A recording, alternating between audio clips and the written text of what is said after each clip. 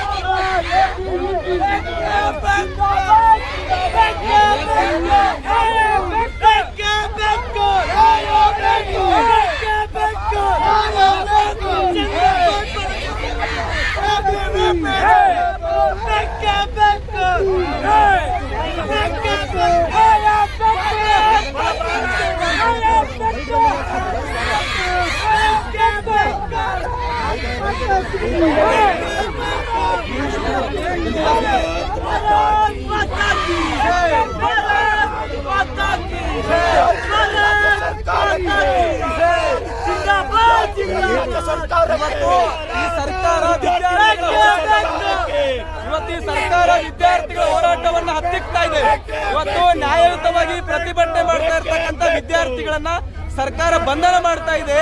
ಇವತ್ತು ಈ ಹೋರಾಟವನ್ನು ಹತ್ತಿಕ್ಕುವಂತ ಪ್ರಯತ್ನ ಮಾಡ್ತಾ ಇರತಕ್ಕಂತ ಸರ್ಕಾರಕ್ಕೆ ಎಚ್ಚರಿಕೆಯನ್ನು ಕೊಡ್ತಾ ಇದ್ದೇವೆ. ನೀವು ಯಾವುದೇ ಕಾರಣಕ್ಕೂ ಕೂಡ ಎಬಿವಿಪಿಯ ಕಾರ್ಯಕರ್ತರ ಹೋರಾಟವನ್ನ ಹತ್ತಿಕ್ಕೋದಕ್ಕೆ ಸಾಧ್ಯ ಇಲ್ಲ.